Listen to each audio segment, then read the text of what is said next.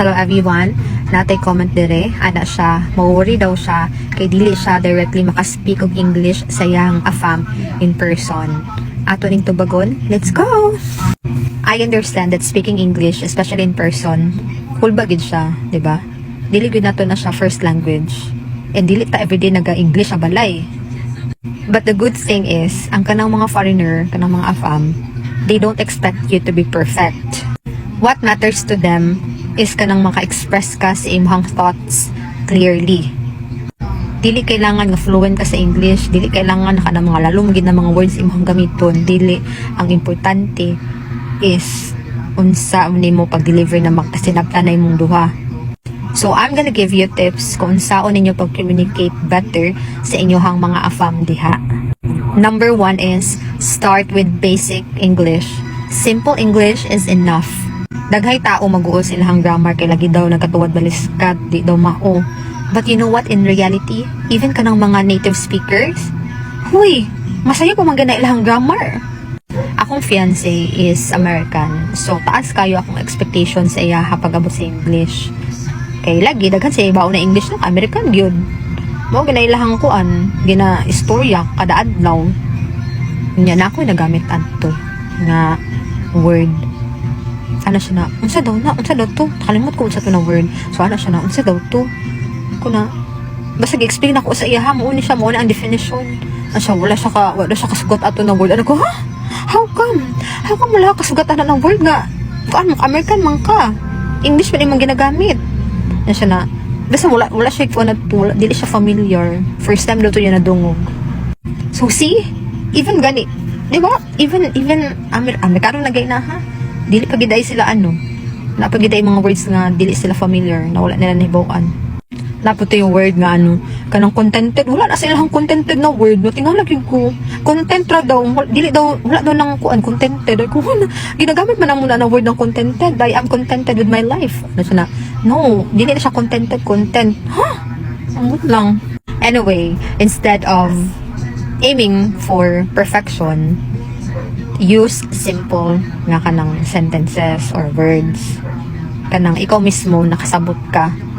Ang kanang mga afam, they usually speak straightforward English. So, makasabot lagi na sila sa imo ha. Even if ang imuhang grammar is dili perfect, ayun na pag-complicate ang imuhang kaugalingon. Kaya diha naman ka mawa sa passing. Number 2, speak slowly. Dili nimo kailangan magdali. Take your time. I-pronounce na imuhang words dira clearly. Kay the more ka na magpaspas kag istorya, the more nga dili mo magkasanabtanay. If kailangan nimo mo pause, pause. Kay kung magistorya pug ka, ihunahunahon sa pud mo dani mong iingon, dili kay kuan kana bitong mo reply ka sa iya ha just for the sake of replying pero wala pa nimo na construct imuhang thoughts. If naay time nga mo paspas gani siya istorya sa imo ha, ayaw ka panic, ayaw ka kulba, ayaw ka intimidate. Kay normal lagi times ngayon ana. Number 3, don't afraid to ask him to repeat kung unsa iyahang giingon sa imo. If wala gyud ka kasabot, imo siyang ingnon na if pwede utrohon niya, kay wala ka kaapas sa iyahang giingon kung pwede mo istorya siya hinay-hinay. Dili kay magpretend ka na nakasabot ka, nanan ko ka. Yeah. O pangutanon bitaw ka, good luck. Inana puro saya kung kuan, akong fiancé. Kada bitong istoryahan ni nya lagi times nga kanang dili ko kaapas ba, pero dili pasabot nga wala ko kasabot sa iyang giingon, kanang dili lagi ko kaapas.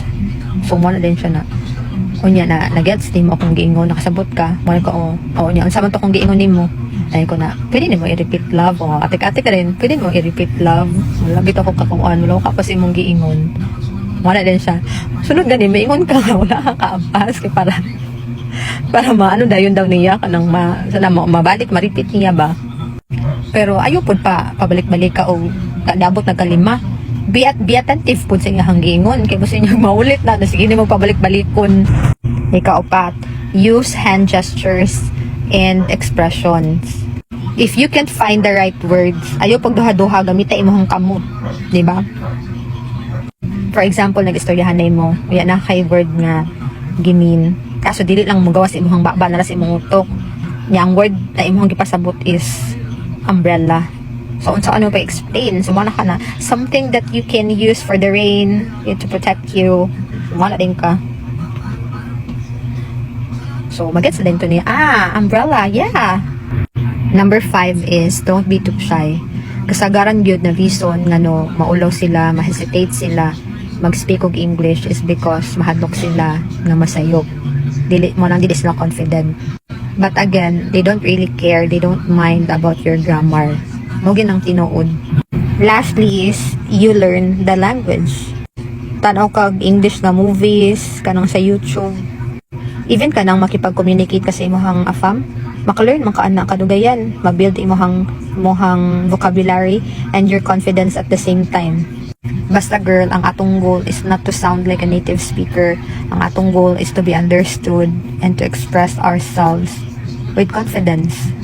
Ang mga AFAM, they focus more on what you're saying, not how perfect your English is.